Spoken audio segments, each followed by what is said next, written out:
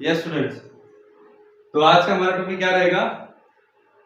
Focal length और radius of curvature के बीच में रिलेशन क्या होता है, ठीक है, और उसे कैसे डिटरमाइन करते हैं। सो रिलेशन बिटवीन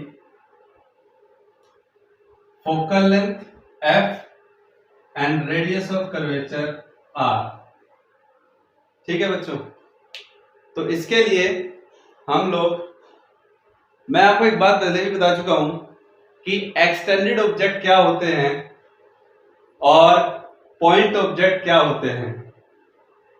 तो बच्चों एक बात को दिमाग में रख के चलिए कि आप लोग जो आज पढ़ रहे हैं, और हमेशा से मैं कहता हूं कि हमेशा कोई भी आप चीज पढ़ रहे हैं तो उसकी इमेज आपके दिमाग में बिल्कुल फिट हो जानी चाहिए कि हाँ उस टॉपिक का क्या मीनिंग है। अगर हम ये थॉट अगर अपने दिमाग में रखते हुए चलेंगे तो मैक्सिमम जो पॉइंट्स हैं जो मैं पढ़ाता हूं या कोई भी सब्जेक्ट आप पढ़ रहे हैं वो आपके दिमाग में रहता है। देखिए बात है मिरर की, तो फोकल लेंथ और रेडियस ऑफ कर्वेचर में रिलेशन को कैसे फाइंड आउट करें, इसके लिए मैं दोनों तरह के मिरर बताऊंगा। आप रिलेशन दोनों से ही सेम आएगा, लेकिन उससे पहले एक चीज और जो मुझे आपको बतानी है वो है साइन कन्वेंशन।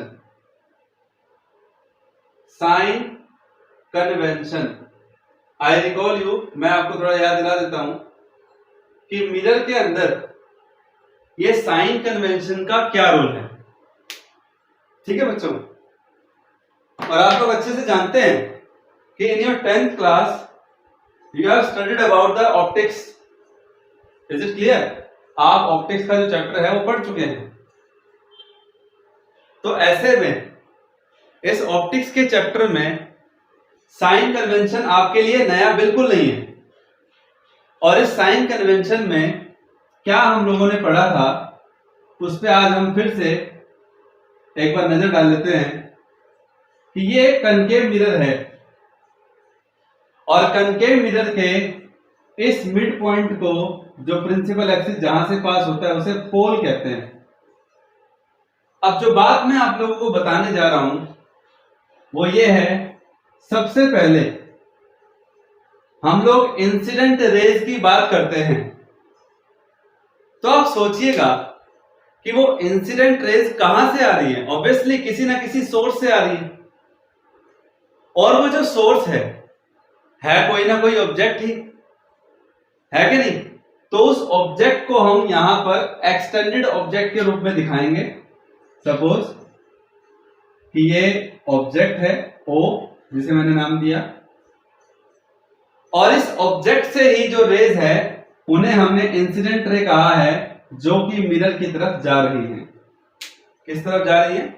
मिरर की तरफ जा रही है। यस, ओके, तो इसे हम क्या कहेंगे? Incident raise. क्या ये बात सभी को समझ में आ रही है? तो जो हम इंसिडेंट रेज कहते हैं, जो हम लोग इंसिडेंट रेज कहते हैं, वो इंसिडेंट रेज अल्टीमेटली कहां से, किसी ना किसी सोर्स से तो जा रही है। सोर्स मतलब कोई ना कोई object, and every object, please try to understand, every object is a source of, every object you can say that, चाहे वो पॉइंट ऑब्जेक्ट हो, चाहे वो क्या नाम है एक्सटेंडेड ऑब्जेक्ट हो, तो दोनों के दोनों सोर्स ऑफ लाइट का ही तो काम करेंगे। हम अल्टीमेटली इमेज जो देख रहे हैं वो ऑब्जेक्ट की ही तो देख रहे हैं। तो ऐसे में ये ऑब्जेक्ट हो गया और ये इंसिडेंट रे हो गई। अब ये इंसिडेंट रे यहां पर है, ठीक है, मैंने बोल दिया कि this is the direction of incident ray. मैं एक बात और फिर से बता देता हूं, डायरेक्शन ऑफ इंसिडेंट रे, ये आपको जरूर से जरूर ध्यान रखना है। डायरेक्शन ऑफ इंसिडेंट रे, ठीक है। और सबसे पहला रूल क्या है? सबसे पहला रूल, जैसे जैसे रूल आएगा वैसे वैसे मैं डायग्राम में जो चेंजेस है वो लाता रहूंगा, ध्यान से देखिएगा। और ये दोनों तरह के मिरर पे लागू है। ठीक है, सबसे पहले ऑल डिस्टेंसेस, जो सभी डिस्टेंसेस मेजर की जाएंगी। डिस्टेंसेस का मतलब क्या क्या, मैं आपको याद दिला देता हूं। First object distance, second image distance, third radius of curvature, fourth focal length. ये चारों की चारों डिस्टेंस प्रिंसिपल एक्सिस के अलोंग ही तो मेजर की जाती हैं। यस बच्चों बताइए, हाँ या ना? एवरीबडी ऑब्वियसली हाँ। तो जो ये डिस्टेंस है प्रिंसिपल एक्सिस के अलोंग मेजर की जाती है। तो सभी डिस्टेंसेस को कहां से मेजर करना है, all distances are measured from pole P of the mirror. यानी कि सबसे पहले हमें ये देखना है, क्योंकि ये देखना क्या, ये फॉलो भी करना है। ऑब्वियसली यहां फॉलो करना जरूरी है, क्योंकि सभी डिस्टेंसेस जो है वो आपको पहले पोल से मेजर करनी है, ऑब्जेक्ट कहीं भी रखा हो। मेरा कहने का मतलब है कि आप ऑब्जेक्ट से पोल की तरफ डिस्टेंस मेजर मत कीजिए। हालांकि कई बच्चे सोचेंगे सर इससे फर्क क्या पड़ेगा। आप देखिए ना, हमारा टॉपिक है साइन कन्वेंशन। हमारा टॉपिक साइन कन्वेंशन है, यहां पर हम प्लस माइनस के साइन को फॉलो करेंगे। लेकिन सवाल वही है कि प्लस कब आएगा और माइनस कब आएगा। तो पॉइंट नंबर 2 पे आइए। पॉइंट नंबर 2 क्या कहता है? पॉइंट नंबर 2 कहता है द डायरेक्शन ऑफ ना द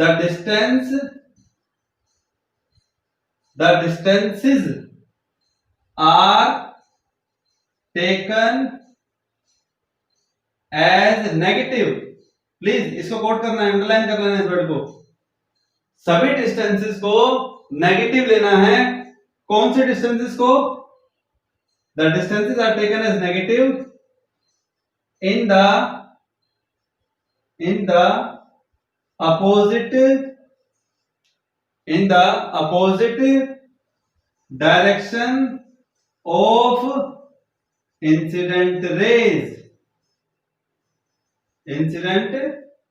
यानी कि हम लोग डिस्टेंस मेजर करने के लिए जब पोल से शुरू करते हैं, तो अगर हम ऑब्जेक्ट की तरफ जा रहे हैं, आप देख सकते हैं कि मिरर के आगे ऑब्जेक्ट है और हमारी डायरेक्शन ऑफ मूवमेंट ये है, लेकिन ऑब्जेक्ट से निकलने वाली इंसिडेंट रे इस तरफ आ रही है।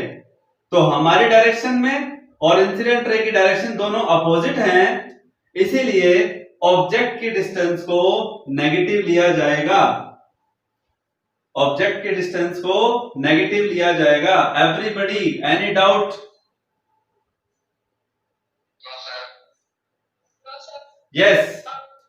एक चीज और देखिए, अब ऑब्जेक्ट की डिस्टेंस नेगेटिव हो गई, हाथों हाथ क्लियर भी कर रहा हूं। कैसा मिरर है ये बताइए?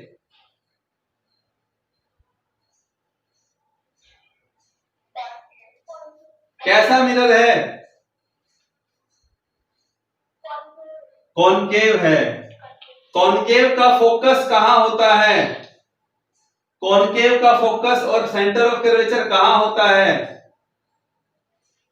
कॉनकेव के मिरर के आगे वाली साइड या मिरर के पीछे वाली साइड? कंफ्यूज मत होना, रट्टा मत मारना। आप इमेजिनरी करके देखो, ये स्फीयर कहां बनेगा? यहां बनेगा, लेफ्ट साइड में। तो इसका मतलब क्या हुआ कि सेंटर ऑफ कर्वेचर भी यही है इसका। मान लीजिए मैंने इसको लिख दिया C और ये लिख दिया F, फोकस। तो बताइए C से लेकर के पोल की डिस्टेंस को क्या बोलते हैं? Radius of curvature. क्या कहते हैं? एवरीबडी लेफ्ट मत कीजिए, ध्यान से समझिए। Radius of curvature. फोकस और पोल के बीच की डिस्टेंस को क्या कहते हैं? Focal length. तो आप बताइए सारी डिस्टेंस कहां से मेजर की जाएंगी? पोल से। तो इसका मतलब कनकेव मिरर की फोकल लेंथ भी नेगेटिव आएगी, कनकेव मिरर का रेडियस ऑफ कर्वेचर भी नेगेटिव आएगा, और ऑब्जेक्ट लेफ्ट साइड में है ही, तो वो तो नेगेटिव आएगा ही आएगा। क्यों आएगा? क्योंकि हमारी डायरेक्शन है इस तरफ, लेफ्ट टू राइट, ना, राइट टू लेफ्ट, और इंसिडेंट रे है left to right according to board, not according to camera, board के अकॉर्डिंग जो लिख रखा है उसके अकॉर्डिंग। Clear student? तो यानी कि अगर हम इस डायरेक्शन में जा रहे हैं, मेजरमेंट कर रहे हैं, मतलब इस डायरेक्शन की मेजरमेंट होगी तो पॉजिटिव होगी, और इसके अगेंस्ट जो मेजरमेंट होगी वो नेगेटिव होगी। ऊपर की तरफ डिस्टेंस पॉजिटिव होगी, नीचे की तरफ की डिस्टेंस नेगेटिव होगी। चाहे वो यहां बने, यहां तो नहीं बनेगा मिरर में, नीचे की तरफ यहां बनेगा तो नेगेटिव होगी। हालांकि मैंने 4 पॉइंटों में इस बात को क्लियर कर दिया है, बस हमें लिखना है।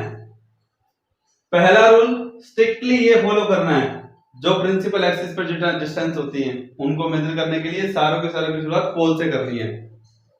दूसरा रूल फॉलो करना है, इंसिडेंट रे के अगेंस्ट जाएंगे तो नेगेटिव, इंसिडेंट रे के अपोजिट, रिफ्लेक्टेड को तवज्जो नहीं दे रहे हम लोग। साइन कन्वेंशन के लिए हम किसको फॉलो कर रहे हैं? हम लोग फॉलो कर रहे हैं इंसिडेंट रे की डायरेक्शन को। थर्ड रूल क्या है, प्लीज ध्यान दें। What is third rule? Third rule यही है, what the distances are taken as positive. The distances are taken as positive along the direction of incident rays. ठीक है, इंसिडेंट रे की डायरेक्शन के लोग जाएंगे तो क्या होगा, क्या होगा बच्चों? पॉजिटिव रहेगी। ठीक है, 1 मिनट के लिए, 10 सेकंड के लिए रुको, मैं आ रहा हूं।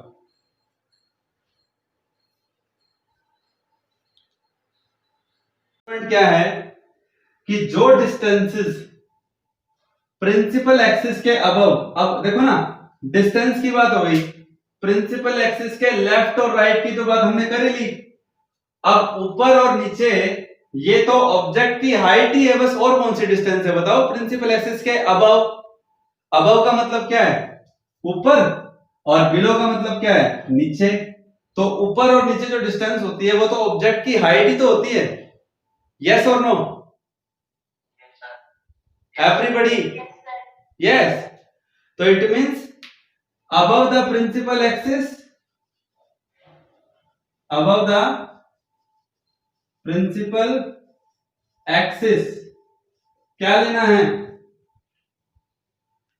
क्या लेना है बताओ? पॉजिटिव। और below the principal axis negative. इसको लिखने की जरूरत नहीं है, समझ गए आई होप। ठीक है, लिख भी सकते हैं, and below the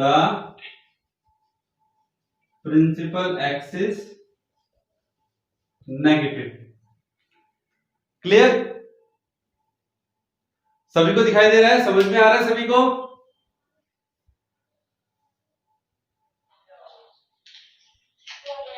yes student. तो ये आज का जो है साइन कन्वेंशन जो है, अब इस साइन कन्वेंशन को ही ध्यान में रखते हुए हम लोग रिलेशन निकालने जा रहे हैं फोकल लेंथ और रेडियस ऑफ कर्वेचर के बीच में। इसके लिए फटाफट से आइए डायग्राम बनाते हैं, समझते हैं कि डायग्राम क्या कहना चाह रहा है। तो आपकी मर्जी है, आप कनकेव लीजिए या कन्वेक्स लीजिए। मैं यहां पर दोनों शो करूंगा, लेकिन इक्वेशन रिलेशन एक ही मिरर से डेवलप करूंगा। तो सबसे पहले again I am repeating here कि ये एक कनकेव मिरर है, और यहां पे देखिए ये एक कन्वेक्स मिरर है। ठीक है, ये कनकेव है, ये कन्वेक्स है। उसके बाद फिर क्या किया, यहां पे हमने एक ऑब्जेक्ट को लिया, और मैं फिर से आपको एक बात बता देता हूं कि जो पैरेलल रेज होती हैं, ऑब्जेक्ट हमने यहां ले लिया, यहां भी हमने एक ऑब्जेक्ट ले लिया, दोनों मिरर को मैं साथ साथ कवर कर रहा हूं, प्लीज ध्यान से समझें। This is concave mirror, and this is convex mirror. Clear? This is concave and this is convex mirror. Everybody not be in doubt and concept should be clear. This point is P, जिसे पोल कहते हैं. ये object हो गया extended object, और आप जानते हैं कि every extended object is a source of infinite point object. ठीक है, यानी कि अगर आप एक्सटेंडेड ऑब्जेक्ट का मतलब हम खुद भी एक एक्सटेंडेड ऑब्जेक्ट ही तो हैं, और ये ऑब्जेक्ट पॉइंट नजर कब आने लगता है? जब ये बहुत दूर होता है. आप लोगों को अच्छे से याद होगा कि आपने लेंस या मिरर से सन रेज को एक पॉइंट पर कन्वर्ज करना सीखा है. यस और नो? यस और नो? एक ही पॉइंट पे कन्वर्ज करना सीखा है कि नहीं सीखा? सनलाइट को कागज के टुकड़े जलाए हैं कि नहीं जलाए कभी कभी? किसी ने तो ये खुराफाती की होगी, बाकी तो सब ठीक है जी. साइंस क्या वो तो पता नहीं है, लेकिन परेशान करने वाली बात है लेंस या मिरर से. बट अल्टीमेटली वो साइंस ही तो है. सन बहुत दूर है तो वो पॉइंट ऑब्जेक्ट है कि एक्सटेंडेड ऑब्जेक्ट है? बताओ, सन क्या है?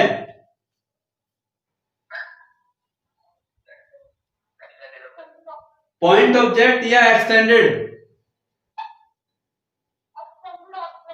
नो, पॉइंट ऑब्जेक्ट है. अच्छा Nikki, can you see the size of सन?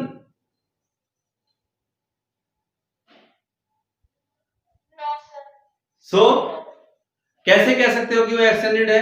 बहुत दूर है. इवन मैं कहता हूं कि डेली लाइफ में भी जब हम लोग जो सोर्स ऑफ लाइट देखते हैं ना हमारे डेली लाइफ में, तो वहां पे भी कई बार क्या होता है कि बहुत दूर के जो ऑब्जेक्ट होते हैं ना, तो वो पॉइंट ऑब्जेक्ट की तरह नजर आने लगते हैं. तो जब पॉइंट ऑब्जेक्ट की तरह नजर आएगा तो स्वाभाविक है उसका साइज छोटा अपने आप हो जाएगा, है कि नहीं? डिस्टेंस का ही तो खेल है. तो यहां देखिए, यहां देखिए फटाफट से. अब मैं क्या कर रहा हूं, एक पैरेलल रे, प्रिंसिपल एक्सिस के पैरेलल जो रे है वो यहां से कनकेव मिरर की तरफ जा रही है, और हमेशा से एक पॉइंट आता है कि जो पैरेलल रेज होती हैं वो टकराने के बाद फोकस से पास होकर के जाती हैं. अभी मैं आपको इसके ऊपर भी एक पॉइंट बताऊंगा. पहले आप ये रूल समझ लें, इसके बाद हम लोग, हालांकि मुझे बताना पहले चाहिए था, लेकिन मैं आपको पहले ये टॉपिक करवा देता हूं, फिर मैं आपको बताऊंगा कि ऐसा क्यों है कि ये फोकस से पास होकर के जा रही है. और एक बात आप और समझ ले बच्चों, यहां से ना आप सिर्फ एक डायग्राम मत बनाइए, आप सिर्फ साथ साथ डायग्राम के साथ जो मैं आपको रूल बता रहा हूं उस रूल को फॉलो करते जाइए, उस रूल को ध्यान से सुनते जाइए. और मैं एक बात बता देता हूं कि ऑप्टिक्स में रे डायग्राम का सबसे इंपॉर्टेंट रोल है भैया. अब मेरी बात ध्यान से सुनो. आप लोगों ने नॉर्मल लाइन तो सुना ही है मिरर में, कि जब हम प्लेन मिरर के अंदर इंसिडेंट रे एक पॉइंट पर डाल रहे हैं तो उस पॉइंट पर हम परपेंडिकुलर लाइन ड्रॉ करते हैं जिसे नॉर्मल लाइन कहते हैं. Yes student? हाँ या ना बताइए. हाँ बिल्कुल. तो यहां पे भी तो नॉर्मल लाइन ड्रॉ करना पड़ेगा, लेकिन प्लीज एक बात का ध्यान रखना है कि कभी कर्व लाइन है जी और कह दो जी नॉर्मल तो ऐसे ही होगा. कर्व लाइन में नॉर्मल ऐसे कैसे हो जाएगा? जिस पॉइंट से लाइट टकरा रही है, इंसिडेंट हो रही है, उसका फेस तो ऐसे कर्व है ना, फ्लैट थोड़ी ना है. फ्लैट के तो हर फेस पर नॉर्मल होगा कि नहीं होगा? लेकिन कर्व पोर्शन में जिस पॉइंट से रे टकरा रही है वहां जब नॉर्मल हम ड्रॉ करेंगे तो आपके लिए एक आसान काम बता देता हूं कि वो जो नॉर्मल लाइन होगी ना, वो नॉर्मल लाइन जो है सेंटर ऑफ कर्वेचर से पास होगी जब आप उसको प्रिंसिपल एक्सिस तक बढ़ाएंगे. तो आपने पहले तो इंसिडेंट रे ड्रॉ कर लिया, फिर आपने डॉटेड लाइन से सी से वहां तक पॉइंट ऑफ इंसिडेंस तक आपने क्या किया, इस पॉइंट को आप नाम दे दिया, इस पॉइंट को नाम दे दिया ए. तो इस सी से लेकर के ए तक आपने नॉर्मल ड्रॉ कर दिया और उसको आगे तक बढ़ा दिया, ये काम आसान हो जाएगा आपके लिए कि हाँ नॉर्मल कैसे ड्रॉ करते हैं। यस स्टूडेंट, क्या आपको कोई डाउट है इसमें? It should not be. Yes, अब सुनो, laws of reflection. Yes, what is the problem?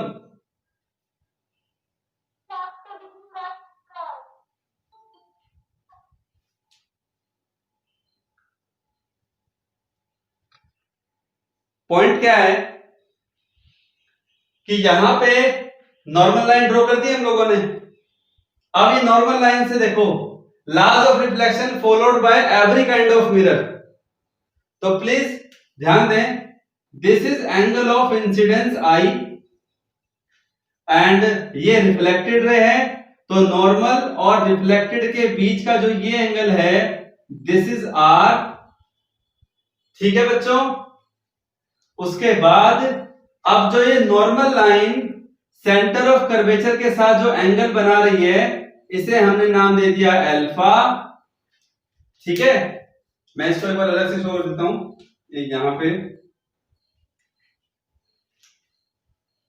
ये एंगल है, कौन से वाला? ये एंगल अल्फा। ठीक है, अब देखो एक ट्रायंगल कौन सी में बना रहा हूं, देखना ध्यान से। We know I equal to are. I equal to R होता है कि नहीं होता, बताओ? I equal to R. Yes. Second thing कि angle I equal to alpha भी है। क्यों है? क्योंकि देखो ये प्रिंसिपल एक्सिस के ये लाइन पैरेलल है और ये ट्रांसवर्सल है, तो I इक्वल टू अल्फा कैसे हुआ? I इक्वल टू आर, तो लॉज ऑफ रिफ्लेक्शन हो गया। हाँ सही कह रहे हो। और I इक्वल टू अल्फा कैसे हुआ? Alternate angle. कैसा angle?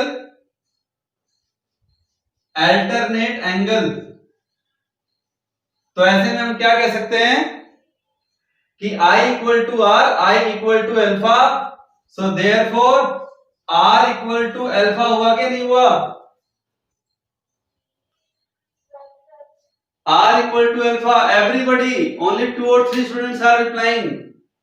Where are other students? ध्यान दीजिए, जब R equal to alpha हो गया तो इसका मतलब है कि triangle CFA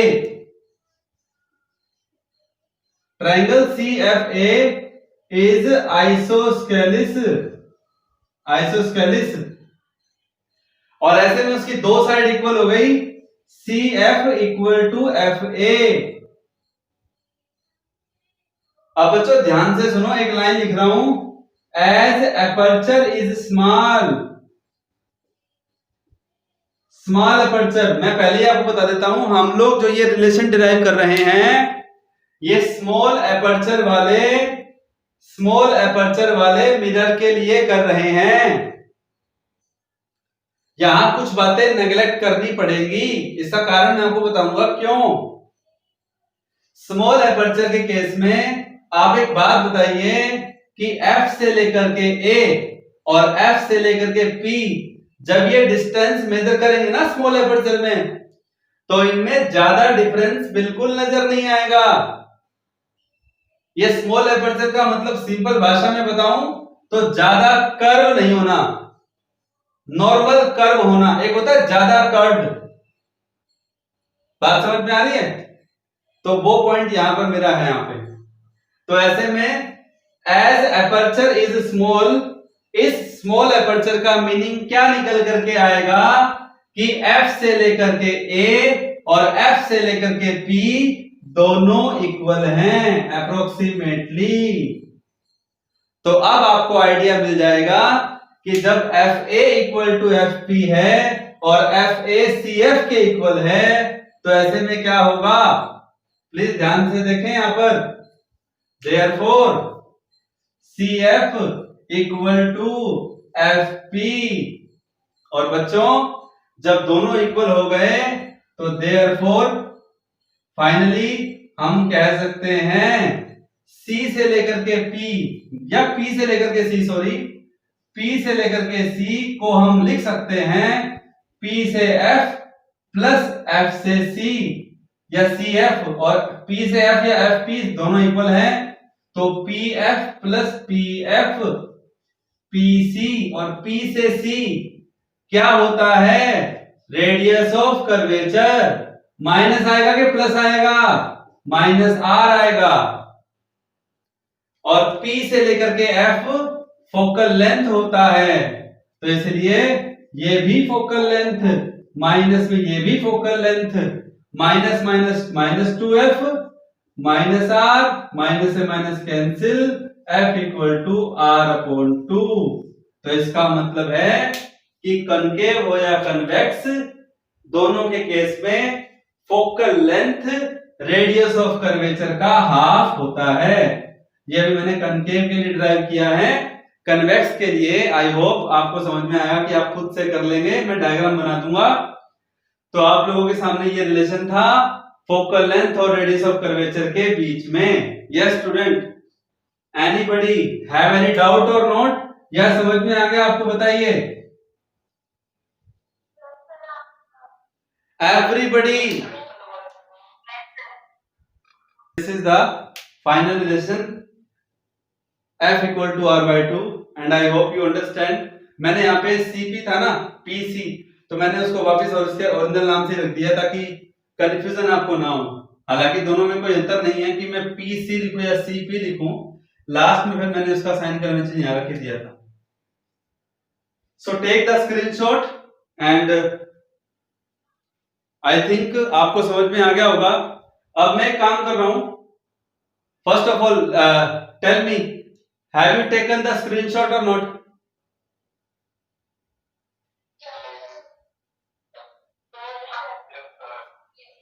Take the screenshot. Now I am going to draw just ray diagram for convex mirror, and you have to complete yourself in your notebook. Okay? By following the same rule. तो ये concave mirror था अभी।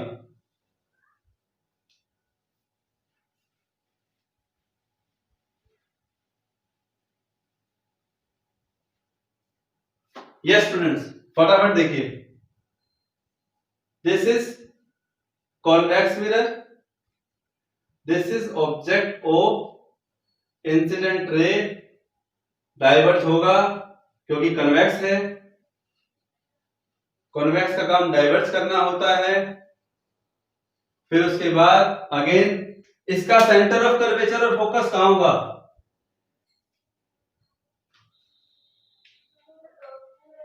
इसका centre of curvature और focus कहां होगा? Mirror के पीछे होगा ना।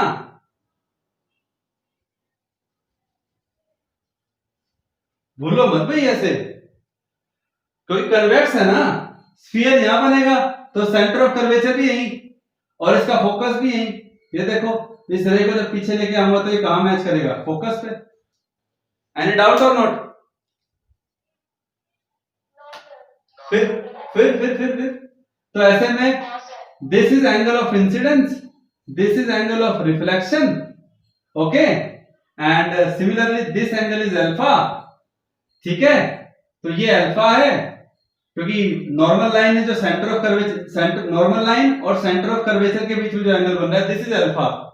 And now this is up to you how to tackle this diagram and how to this point of incidence you can take as A, okay. Again you have the same triangle CFA, okay, and this is pole P, this is pole P, okay, or pole to F is equal to focal length F and pole to C is equal to radius of curvature R. So all parameter I have noticed here, I have written here, okay, and you have to do yourself, and I hope you understand. Students,